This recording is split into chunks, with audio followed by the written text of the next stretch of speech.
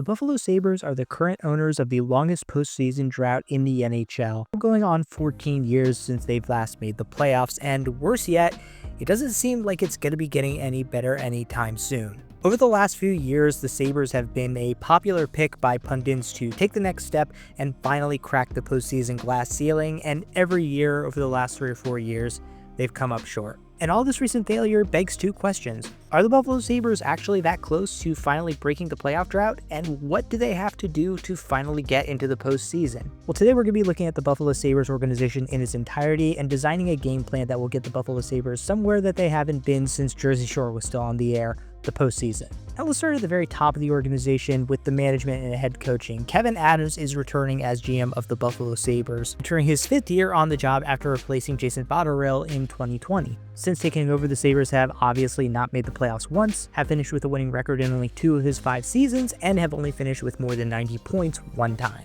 He's overseeing the acquisition of players like Owen Power, who he took with the first overall pick in his first entry draft in 2021, along with other notable draft picks like Isaac Rosen, Zach Benson, his first round pick in 2022, Kulich, one of his first round picks in 2021, free agent signings like Jason Zucker and Ryan McLeod, and trade acquisitions like Owen Byram, Josh Norris, Beck Malenstein, and Jacob Bernard-Docker. And honestly, that's not a great resume for a guy who's had 4.5 seasons as GM of the Buffalo Sabres, especially when you consider some of the guys that he's lost. Casey Middlestat dealt in that Owen Byram trade, Dylan Cousins, who was traded for Norris and Bernard-Docker, losing free agents like Linus Ullmark, who went on to be a stud for the rival Boston Bruins. Honestly, Adams' resume does not justify him getting another crack at the apple, especially at such a critical juncture for the Sabres, and I thought that they should have moved on from him. Now, their head coach, Lindy Ruff, is of course back for his second stint as head coach of the Buffalo Sabres. He only has 1 year under his belt, so we can't really judge him harshly, but the Sabres were competitive throughout the year, and it's not like the other coaches he's replaced have done so much better with this group, so I don't mind that the Sabres are running it back with Lindy. Now, as for the organizational outlook, the Buffalo Sabres actually have a really good prospect pool, according to the Hockey Writers, number 7 overall in the NHL. However, it's headlined by some older prospects like Anton Wahlberg and Devon Levi, who have aged out of the top 100 prospect rankings, so their younger prospect pool is led by Konsta Helenius, who's a top 25 player,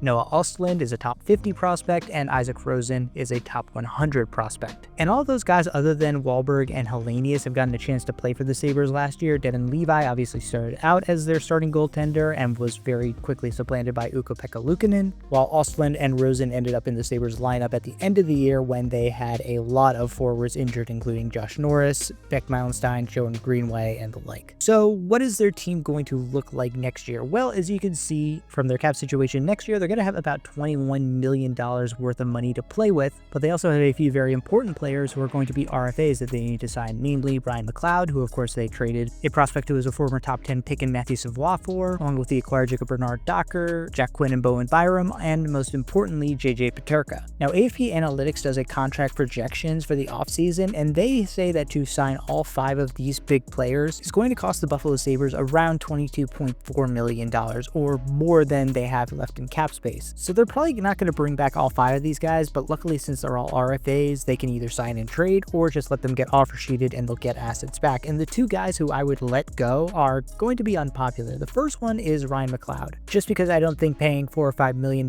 for a third line center on a team that finished in the bottom third when it comes to 5v5 expected goals for last season is really a good use of assets. The other guy is Bowen Byram, who's already been the subject of a lot of trade speculation, and for good reason. Now, you could sign him to a very reasonable short-term extension, but if you sign him to a longer-term extension, it is going to absolutely break the bank. And unfortunately for what he is, which is a borderline top 4 defenseman in my opinion, that's not really worth it either. One more unpopular opinion is that if a team decides to go out and pay JJ Peterka $7.5 to $8 million or more, I would seriously consider letting him walk. That is a lot of compensation you'd be getting back from him, a first, second, and third round pick in 2026, and I just don't think he's worth that. Now, if you can get him for good term at $6 or $7 million, I'd like that a lot, but if it's 7.5 or 8, don't like it quite as much. Because when you look at what the Buffalo Sabres had in their lineup next year compared to what teams need to win a Stanley Cup, as I talked about before, my 8 archetypes of players that win you a Stanley Cup, they still need a lot of help, particularly down the middle and in goal, and those are places that are not going to be cheap to replace. Because yes, they have an elite wing in Tage Thompson, an elite #1 defenseman in Rasmus Dahlin,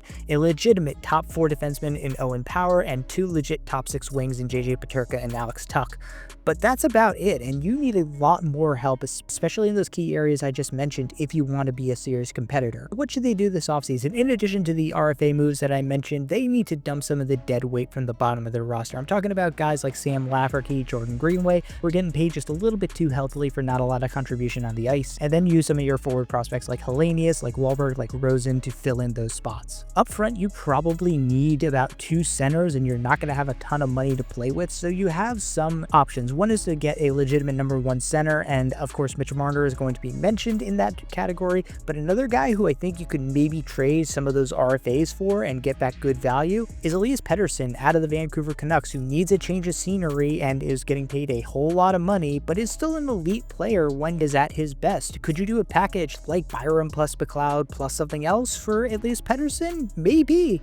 I don't think it's completely out of the question. But your other option is to just kind of fish in the second tier of centers, guys like Matt Duchene, John Tavares, Sam Bennett, who are going to get overpaid but are still legitimately good options, and then you're going to have to hope that one of your prospects can either fill into that #2 role or that you can survive with Josh Norris. And hey, if you still got any money left over, maybe you can go and fish in the second, third tier of free agency on defense, get a guy like Brent Burns, who's a little bit older, maybe a Ryan Lindgren, Brian Dumoulin, Gavrikov, one of those guys who can be gotten for a pretty friendly deal. I mean, I think upgrading your defense this offseason should be the lowest priority because you have so many issues center and goalie, but there could be good value to be had there. And then that leaves us, last but not least, with goaltender. This here is where it is just so goddamn grim for the Buffalo Sabres, because I do not think Ukko-Pekka Luukkonen is a legitimate #1 goaltender. I don't even know if he's a 1A, 1B type tandem goalie. If I was the Sabres, I would go out and try and get a legitimate #1 guy, and the first person who popped to my mind was John Gibson, who has been supplanted in Anaheim by Lucas Dostal. Yes, I know he's got 1 year left on a pretty steep cap hit of $6.4 million,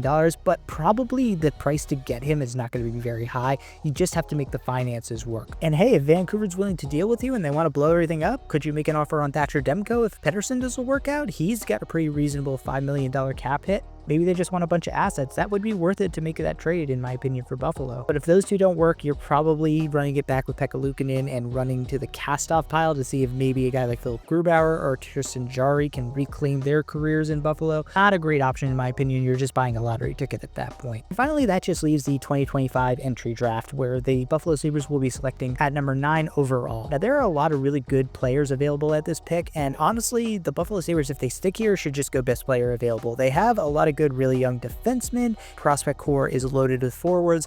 Maybe if they want to trade back, pick up some assets, and it can get Joshua Ravensburger, the only goaltender who is consistently projected to go in the first round. But that's a pick is not really going to provide immediate help for the Sabres, so I would prefer that they just go BPA. Or, and this would be a wild pipe dream, if you want to solve all of your cap issues, take that 9 pick and maybe another asset and try and trade up and get one of those elite forwards, a guy like Misa or Higgins. See if you can slot them into being a #2, #3 center right off the bat. It's a big risk, but at this point for the Sabres, you kind of have to take those kinds of risks, because as a wise man from a great television show once said, no more half measures.